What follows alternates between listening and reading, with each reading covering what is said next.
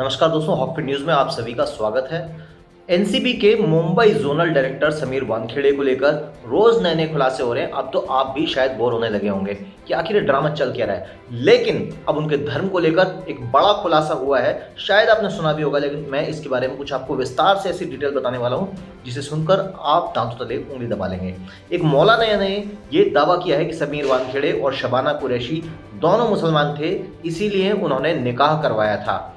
आपको बता दें कि मौलाना मुजम्मिल अहमद का ये कहना है कि अगर समीर वानखेड़े का दावा है कि वो हिंदू हैं तो वो झूठ बोल रहे हैं, क्योंकि निकाह के वक्त समीर वानखेड़े एक मुसलमान थे और उनका पूरा नाम समीर दाऊद वानखेड़े है और उनके पिता भी मुसलमान थे।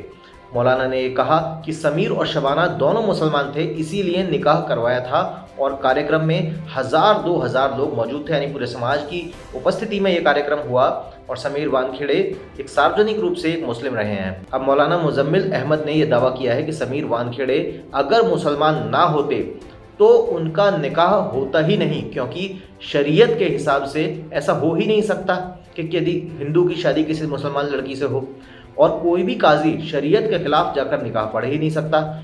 आज वो चाहे कुछ भी कहें, लेकिन शादी के समय समीर दाऊद वानखेड़े एक मुसलमान थे, ऐसा कह रहा है इस मौलाना का। और इससे पहले कि एनसीपी नेता नवाब मलिक, जो कि अक्सर अपने अटपटे बयानों की वजह से जाने जाते हैं और शाहरुख खान के एक तरीके से प्रोटेक्टर की तरह इस केस में काम कर रहे हैं, अब कुछ ही समय पहले एनसीपी नेता नवाब मलिक, जो कि अक्सर देश विरोधी बयान देते रहते हैं, उन्होंने समीर वानखेड़े की भूमिका को लेकर और उनकी धार्मिक पृष्ठभूमि को लेकर कई सवाल उठाए हैं। और उन्होंने ही ये सबसे पहले खुलासा किया था कि समीर वानखेड़े वास्तव में मुसलमान है और उन्होंने किसी दलित व्यक्ति की नौकरी वहाँ पर गलत तरीके से हाथ आई है। नवाब मलिक ने एक ट्वीट में कहा कि गुरुवार को रात 8 बजे समीर दाऊद वानखेड़े और शबाना कुरैशी के बीच निकाह हुआ था। उन्होंने अपने ट्विटर पर इसकी फ़ोटो भी पोस्ट करी है। ये निकाह मुंबई के अंधेरी वेस्ट के लोखंडवाला कॉम्प्लेक्स में हुआ था। दूसरे ट्वीट में उन्होंने लिखा कि निकाह में 33,000 रुपये मेहर के रूप में अदा करी गई थी। इसमें गवाह नंबर 2 अजीज़ खान थे, जो समीर दाऊद वानखेड़े की बड़ी बहन यास्मीन दाऊद वानखेड़े के पति हैं। यानी समीर वानखेड़े की सिस्टर भी मुस्लिम है। समीर वानखेड़े ने अब इस बात को माना भी है कि हाँ, उन्होंने एक बार मुस्लिम बनके एक मुस्लिम स्त्री से विवाह किया था। बाद में उन्होंने की एक कृति नाम की एक हिंदू लड़की से भी शादी करी। तो समीर वानखेड़े कहीं लव जिहादी तो नहीं है, ऐसा सोशल मीडिया पर दावा किया जा रहा है।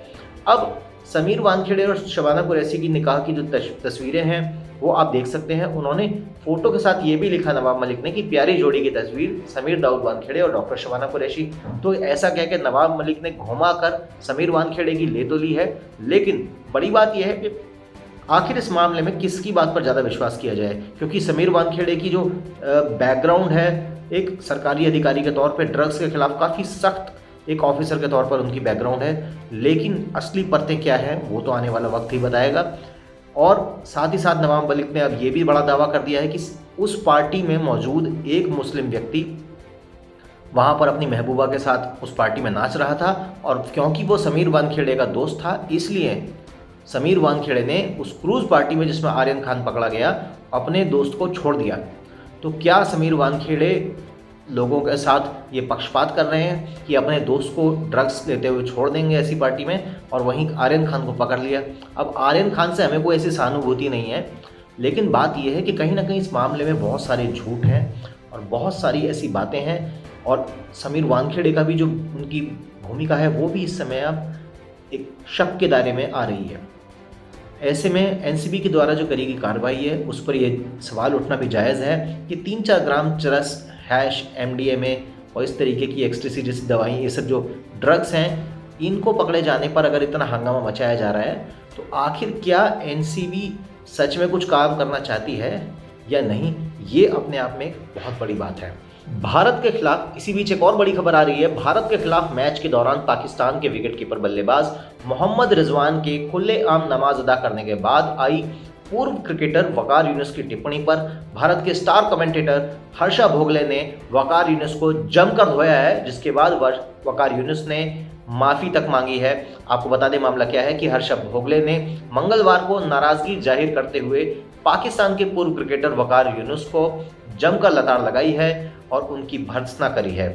इसी के साथ उन्होंने वकार यूनुस से माफ़ी मांगने की बात भी कही है। मामला क्या है आपको विस्तार में बताता हूँ। दरअसल हर्षा भोगले ने ये कहा कि हमें क्रिकेट की दुनिया को जोड़ने की ज़रूरत है, हमें धर्म से बांटने की ज़रूरत नहीं है। जहाँ एक तरफ वकार यूनुस छाती चौड़ी करके ये बोले कि हमें बड़ा अच्छा लगा जब उनके खिलाड़ी ने हिंदुओं के सामने खड़े होकर खुलकर नमाज़ पढ़ी, तो ये बात एक कहीं ना कहीं स्पोर्ट्समैनशिप की जो स्पिरिट है उसको बर्बाद करने वाली चीज़ है। लेकिन पाकिस्तान के लोगों से क्या उम्मीद कर सकते हैं इस देश के अंदर जहाँ लोग 2 वक्त की रोटी मौसर नहीं है, उसके बाद भी सिर पे यदि जिहाद हावी है, तो आप समझ सकते हैं कि एवरेज पाकिस्तानी चपड़गंजू की सोच क्या हो सकती है।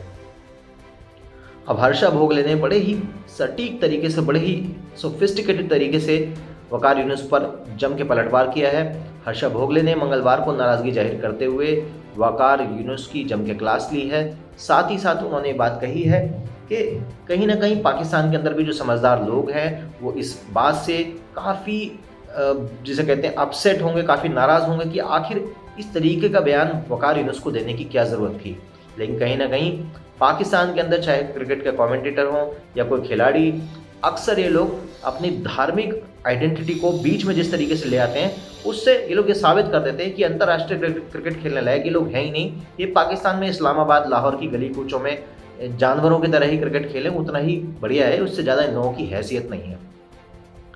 अब रिजवान को हिंदुओं के सामने नमाज अदा करते देखना अगर वकार यूनुस के लिए इतनी बड़ी खुशी की बात थी, तो बन जाए जाके मौलाना, कहीं पे जाके नमाज पढ़ें, काफ़ी है, कोई प्रॉब्लम नहीं है, बहुत अच्छी बात है नमाज पढ़ना। लेकिन अगर आप इस बात को एक बतौर एक अंतर्राष्ट्रीय प्लेयर होकर आप ये बात कह रहे हैं कि हमें हिंदुओं के सामने नमाज पढ़ते हुए बड़ा अच्छा लगा, तो आप अपनी छवि पेश कर रहे हैं, आप अपने साथ साथ अपने समाज की छवि पेश कर रहे हैं। आप ये दिखा रहे हैं कि हम एक बहुत ही संकीर्ण मानसिकता के व्यक्ति हैं, इससे ज़्यादा हमारी सोच नहीं है। हमारा जो दिमाग है, हमारा जीवन है, भले ही हम खिलाड़ी हों, पर हमारी सोच यहीं पर आकर ख़त्म हो जाती है, इससे आगे हम सोच नहीं सकते। अब ऐसे लोग अगर इंटरनेशनल क्रिकेट के तो ब्रांड एम्बेसडर्स बनेंगे, तो आप समझ सकते हैं कि अब क्रिकेट में भी हिंदू मुस्लिम जो हो रहा है, इन्हीं कारणों के कारण वजह से हो रहा है। अब हर्षा भोगले ने बात कही कि मुझे यकीन है कि वकार यूनुस इस टिप्पणी पर माफ़ी मांगेंगे। ये होता है तरीका, एक सभ्य तरीके से हमारे हिंदू भाई हर्ष भोगले ने बात अगर कही है तो एक बहुत सटीक तरीके से जवाब है पाकिस्तान को। अब ऐसे में अब आप कहेंगे कि आप हर्ष भोगले क्या हिंदू क्यों कह रहे हैं? अगर पाकिस्तान अगर इस तरीके की बात कर सकता है तो हम तो बस ये हम उनकी हिंदू आइडेंटिटी बता रहे हैं। हम ये थोड़ा ना कह रहे हैं कि उन्होंने जाके उनके सामने हनुमान चालीसा पढ़ दी। अब एक बात यहाँ पर आती है, आखिर पाकिस्तान जो कि दिन ब दिन भिखारी से भिखारी होता जा रहा है। इमरान खान कभी कटोरा लेकर टर्की के पास, अब टर्की ने लात मार दी तो अब इमरान खान जो है भीख मांगते हुए सऊदी अरब के पास पहुंच गए हैं। जिस देश के पास कहते हैं ना कि जेब में नहीं है दाने और अम्मा चली भुनाने, वही हालत है इस समय पाकिस्तान की। अब पाकिस्तान के में एक ही चीज़ जो थोड़ी सी चलती है इंटरनेशनल लेवल पे, वो है उनका क्रिकेट जैसा स्पोर्ट्स। और जब तक ये लोग स्पोर्ट्स खेलते थे तब तक इनकी इज्जत थी, लेकिन आज परिस्थिति ये है कि पाकिस्तान खुद ही जब इसमें हिंदू मुस्लिम के एंगल लेके आ रहा है, पाकिस्तान के द्वारा बाकायदा सोशल मीडिया पर स्ट्रेटजी चलती है कि किस तरीके से मोहम्मद शमी की, जो कि भारत के जाने माने अंतर्राष्ट्रीय खिलाड़ी हैं और एक देशभक्त भी हैं, वो हर हर महादेव की पोस्ट भी डालते हैं, शिवलिंग की पोस्ट अपने इंस्टाग्राम पे डालते हैं। इस बात से पाकिस्तान के लोग तो खैर बहुत जलते ही हैं। लेकिन एक बात यहाँ पर आती है कि ये लोग हमारे मोहम्मद शमी को लगातार उसकी ट्रोलिंग करवा रहे हैं और इस साजिश का खुलासा भी हो चुका है कि ये पाकिस्तान से ही हुआ।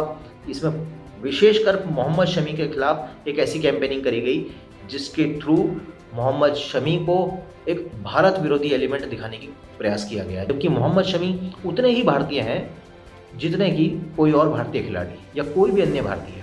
और मोहम्मद शमी को पाकिस्तान से हिंदुस्तानी होने का सर्टिफिकेट लेने की आवश्यकता नहीं है।